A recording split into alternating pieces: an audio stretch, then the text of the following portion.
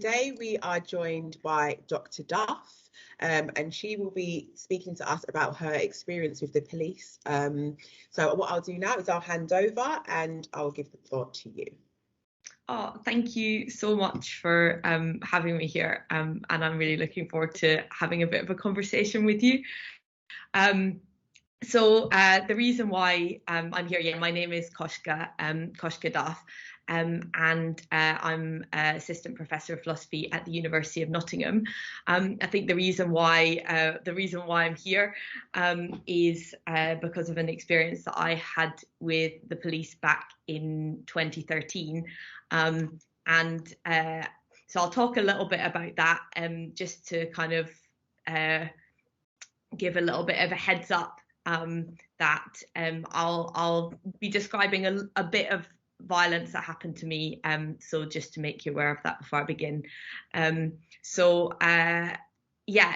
in 2013 I was arrested at a community garden in Hackney, which was where I lived at the time, and that was for in the context of what I think was a racist stop and search operation, and I was offering a kind of legal rights, know your rights legal advice card to a young person, a 15-year-old who was being stopped and searched, and that was the reason why I fell foul of the police.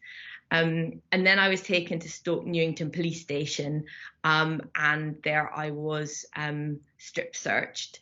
Just to describe briefly what that was like for me, I was pinned to the floor of a cell by 3 officers, and I had my hands cuffed behind my back, and they tied my legs together with what they call leg restraints. And then they cut off my clothes with scissors. And while they were doing that, they were cracking jokes amongst themselves about, for example, the benefits of strapless bras, and they were kind of mocking me.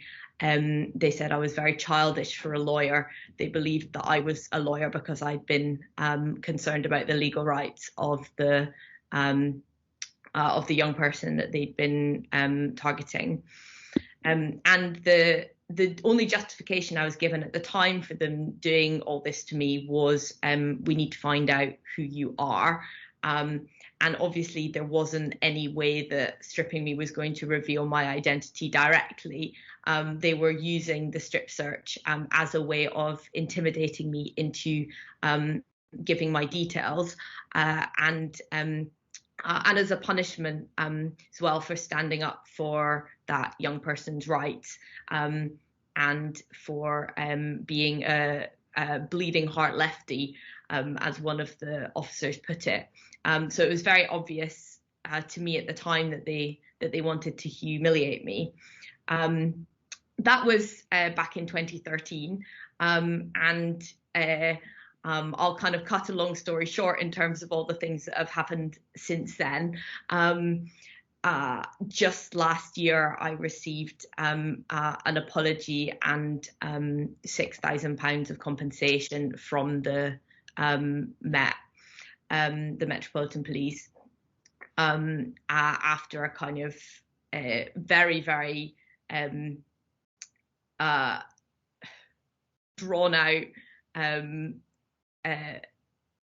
journey through their complaint system, and then the various mechanisms which claim to hold the police accountable. And what I experienced in those 8 years is a legal system, a police complaint system, and that includes a criminal punishment system, because initially I was charged with obstructing and assaulting officers after they had done this to me. I encountered a system which is set up at every stage to protect the police, to kind of preserve their impunity, and to prevent complaints from getting anywhere. So in the first instance, they used false accusations, criminal charges, to discredit me, and as I'll be talking about, I'm far from unique here. There's a kind of culture of cover-up, closing ranks, withholding evidence. So the CCTV, which finally kind of got some public attention to what had happened in my case, and really was just a kind of peephole into the day-to-day culture of the police. That CCTV, they had it for the whole time, and despite requests from my lawyers over the years, they didn't disclose it until 2021. So it was very clear to me through that process that how they treated me was not just a few rogue officers. It was the norm. It was kind of essentially police policy, utterly normalized. I guess what I would kind of emphasize to close is just how lucky I am compared with the vast majority of people that the police do this to.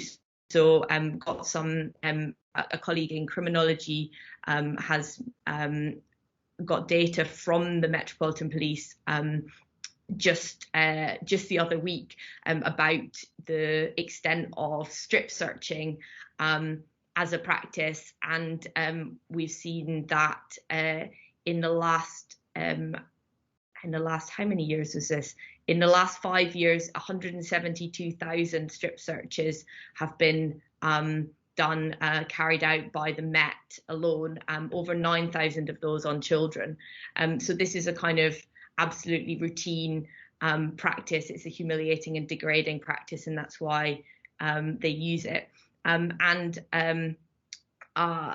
Just to kind of, I think my experience of the process of trying to make a complaint, the length that you have to go to, that are completely inaccessible to the vast majority of people that the police do this to, just goes to show that this happens all the time. And the only thing exceptional about my case is that anybody has heard about it.